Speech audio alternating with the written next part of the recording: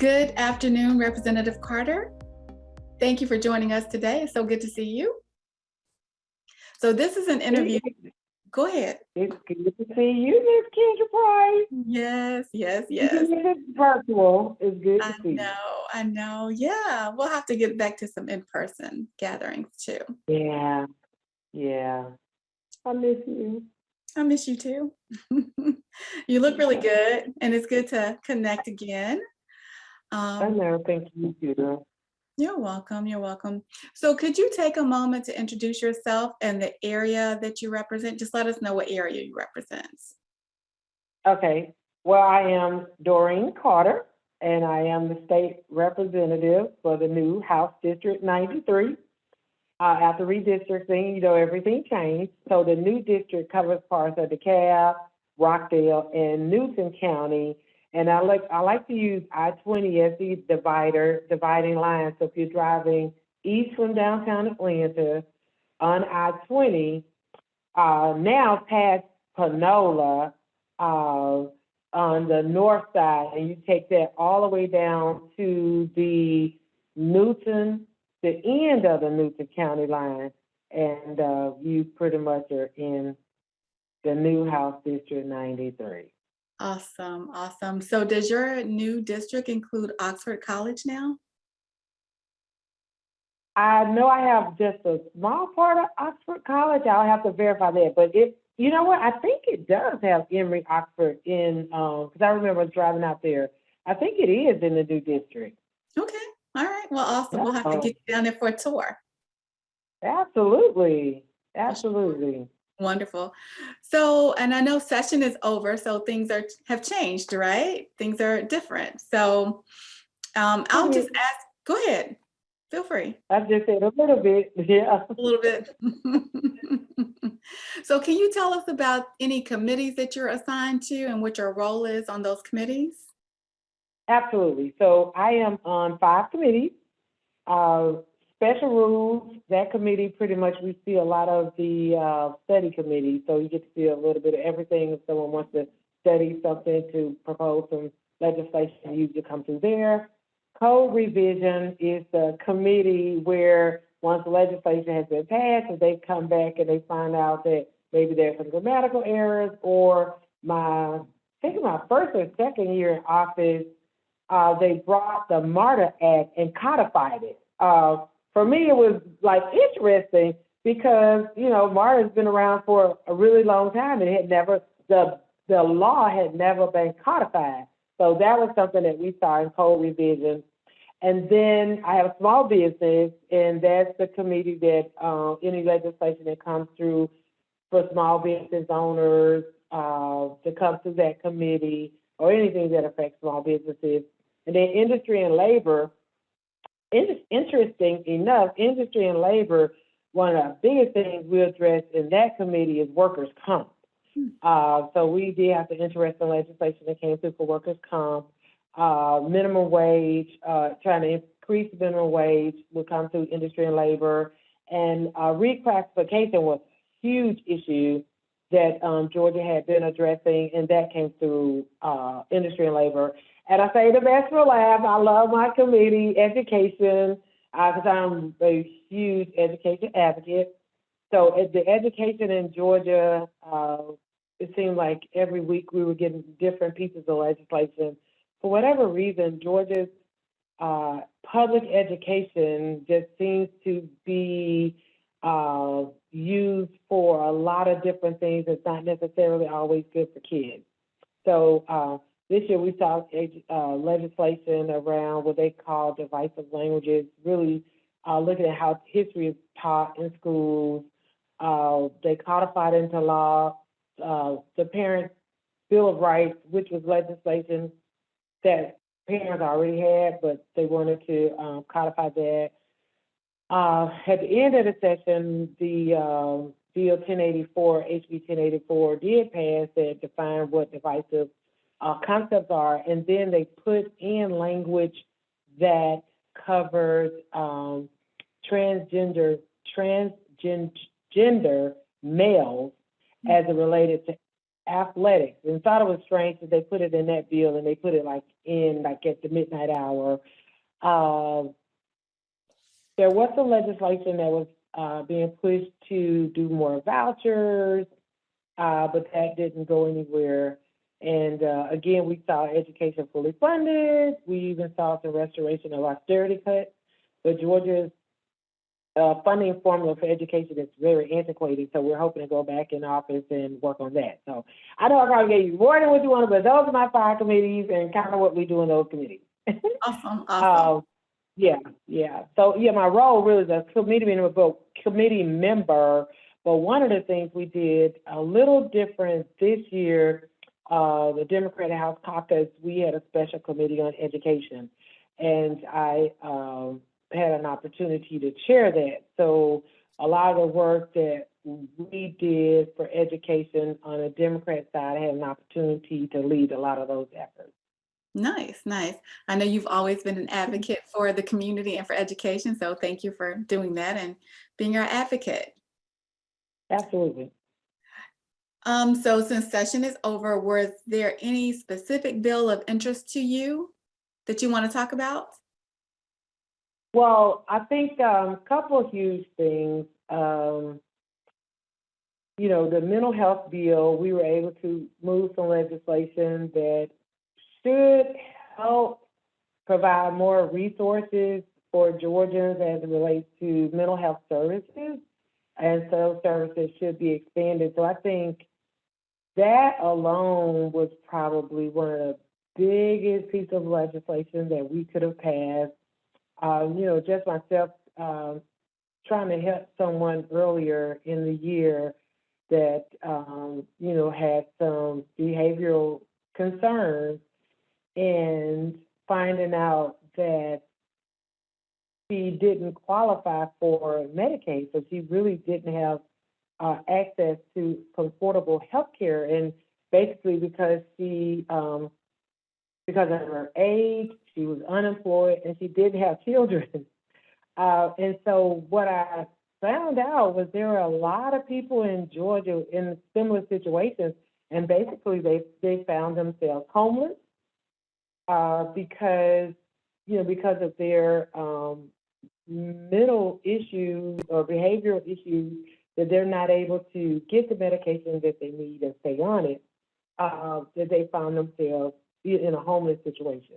I mean, we do have some services, but there are a lot of people that just kind of fell through the cracks, that I'm very hopeful that piece of legislation would help relieve some of that. I will say something that I thought, I told the author of the bill, I'm tired of voting for his bill, only because it's passed almost every year that I've been in office. So State Representative Douglas, he proposed, and it was passed again, legislation for the children to have recess.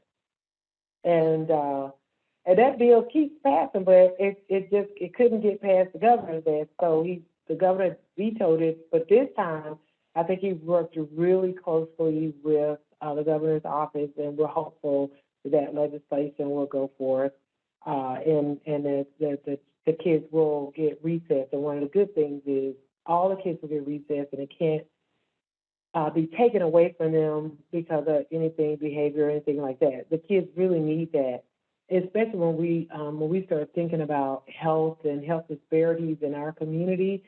A lot of it can be addressed through exercise and, being able to just have that mental fortitude and eating right. So that was one, even though it may not sound like a big deal, but that was one that I was really excited that passed. One of our newest members passed a piece of legislation that addressed mammograms, so that even more women will have access to mammograms, because the studies are showing that we're seeing younger and younger women being diagnosed with various forms of cancer.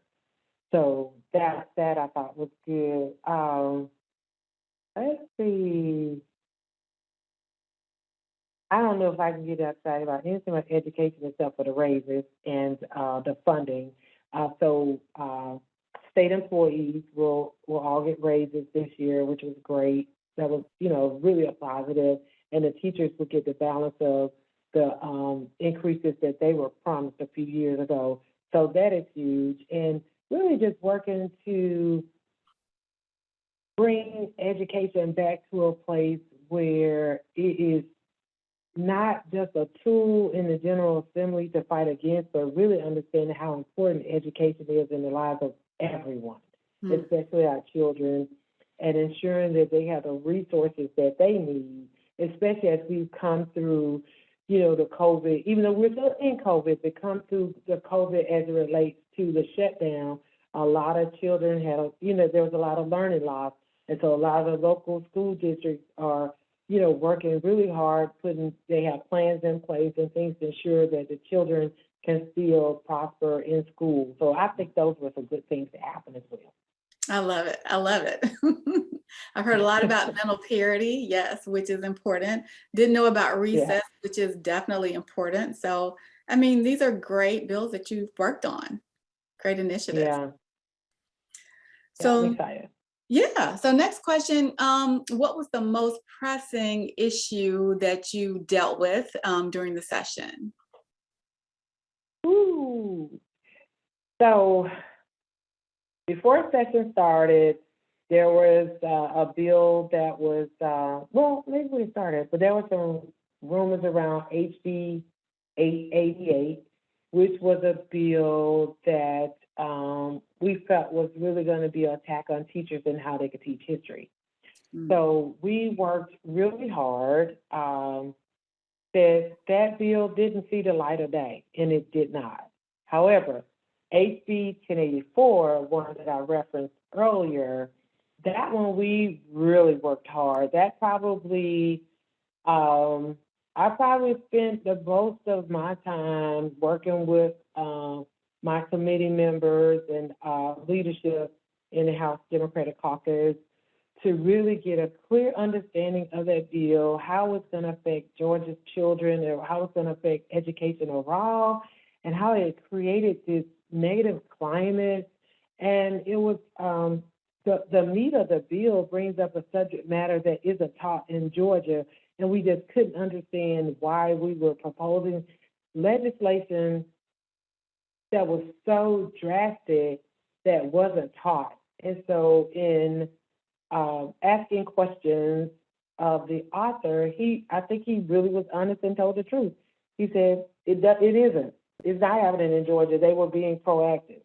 And where they wanted to propose this as legislation that was something that Georgia needed, in my opinion, it creates divisiveness. The fact that they put the word divisive concept in that bill in a subject that is not taught at all. These concepts are not taught in schools in Georgia.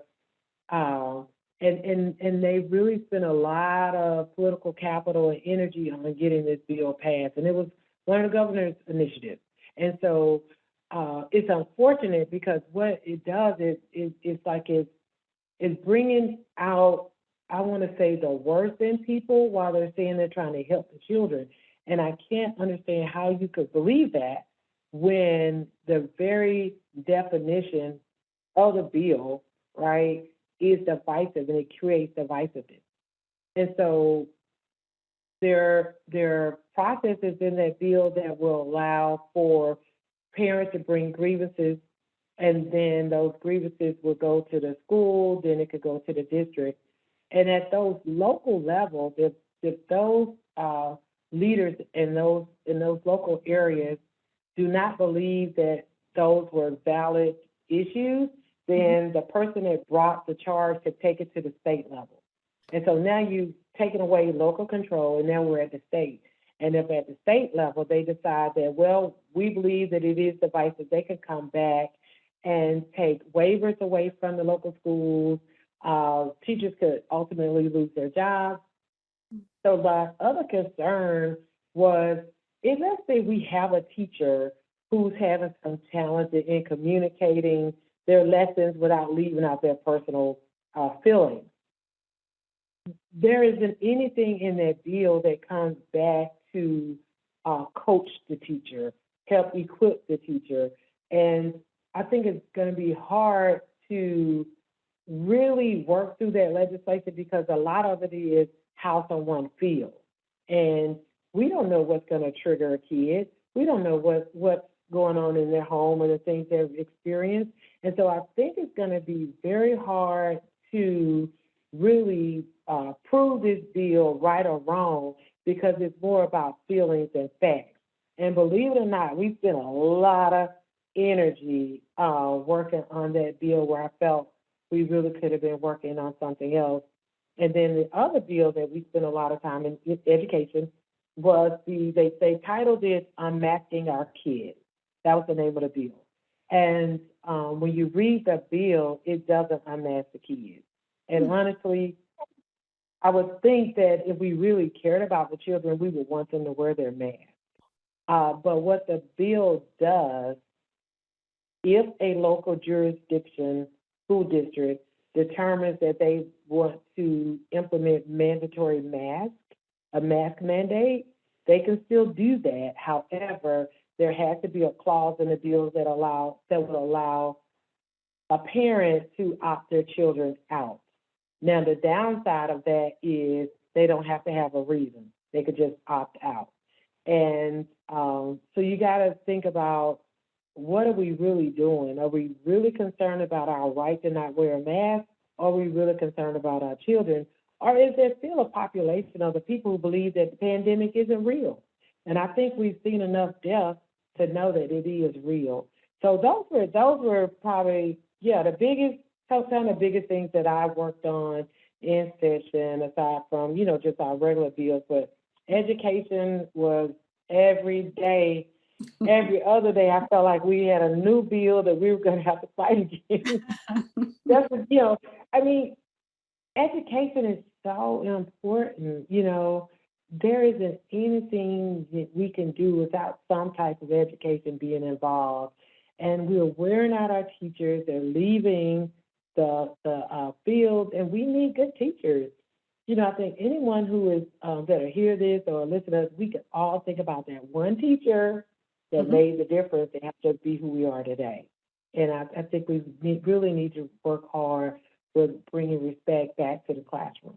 Oh, I love that. That's a great takeaway. It really is. Yeah. And it really helps to hear from someone that's at the state capitol every day, right? Because what you hear on the news is different from what we actually hear from you. So these are just great points to bring up. And this is why these types of interviews are important, so that everyone can hear from someone who's a legislator. Thank you. Thank you. Yeah. That's great. So let me ask you, how are you advancing economic development in your district? Oh, wow. So I think, and I talk about that. I was trying to think of some of the things we were doing. I was working on. Talk about that. Really excited about what's happening in this Stonecrest area.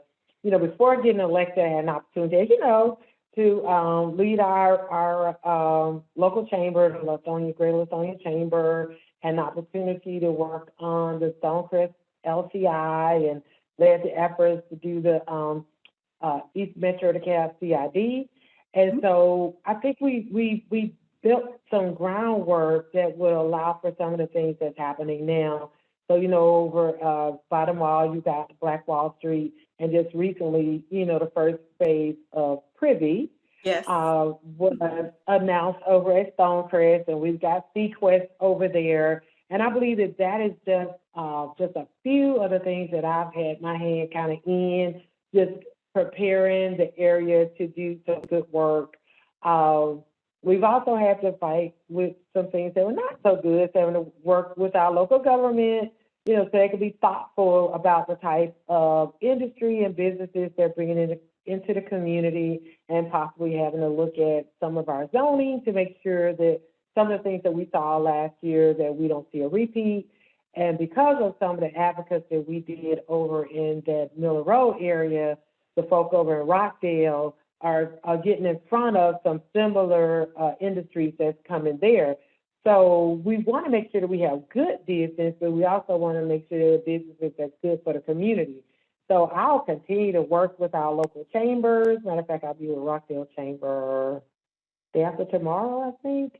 And I'm just starting to get to know the people over in Newton County. Just, they have a huge presence with the film industry. I think, we all are seeing that, like DeKalb is definitely doing a major thing.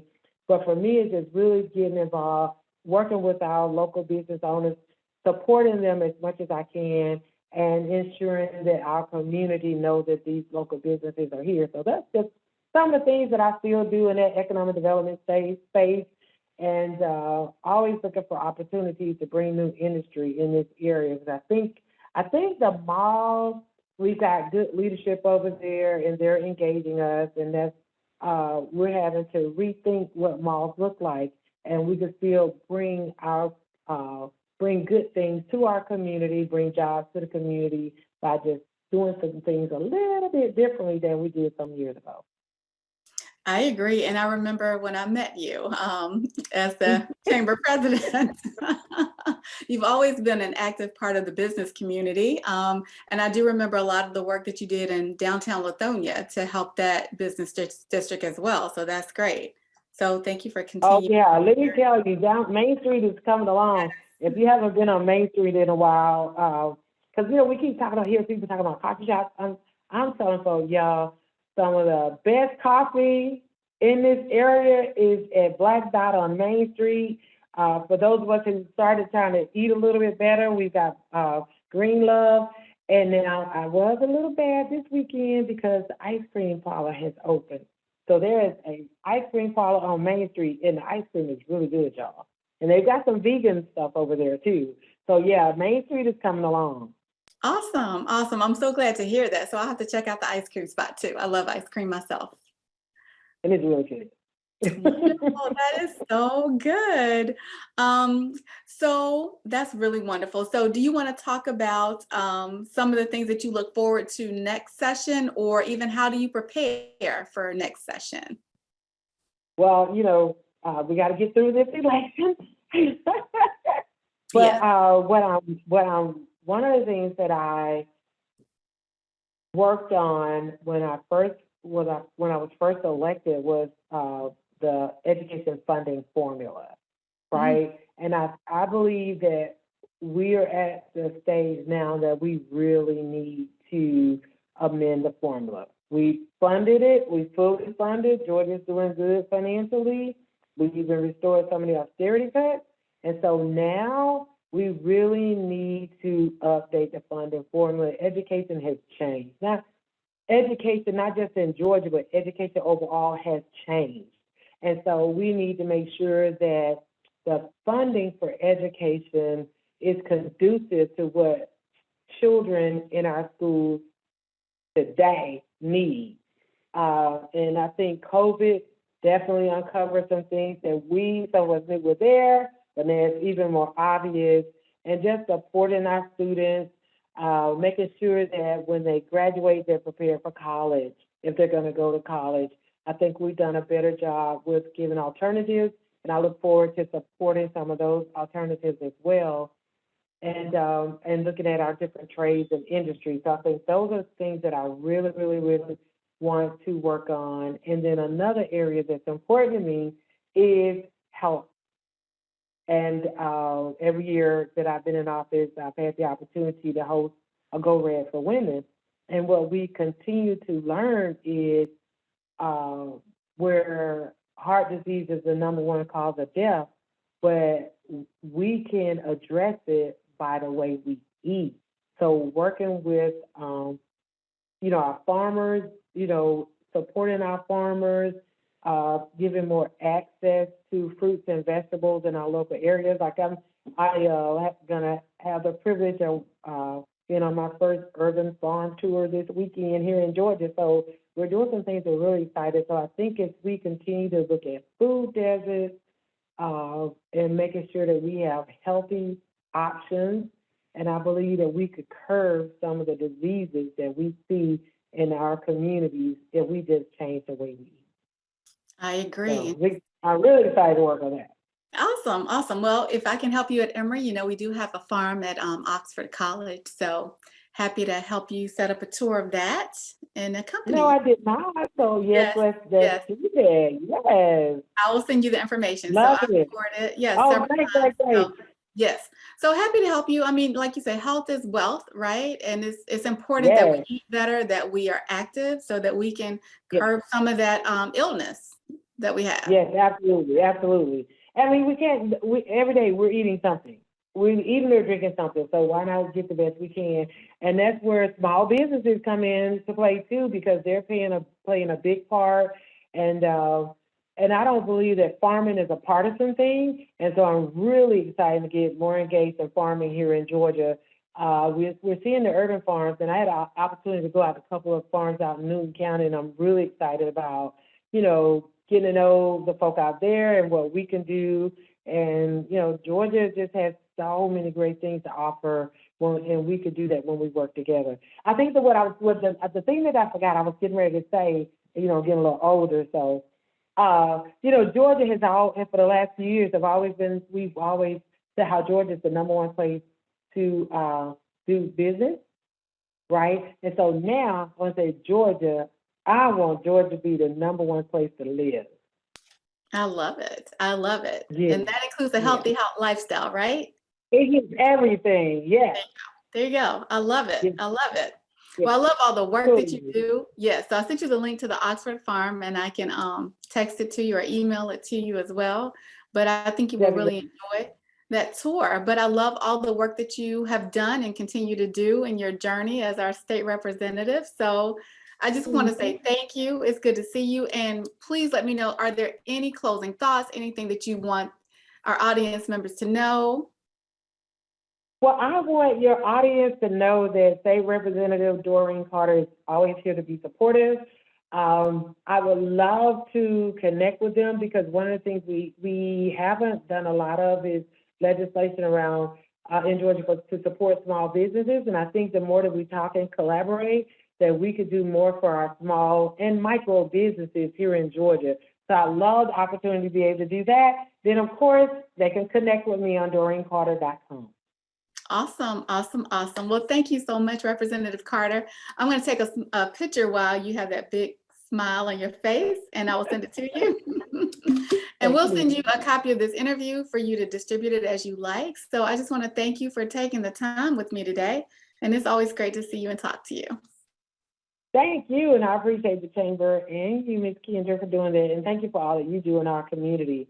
And I think that you are doing a great job because we are definitely going to be a healthier, smarter community because of some of the work that you're doing.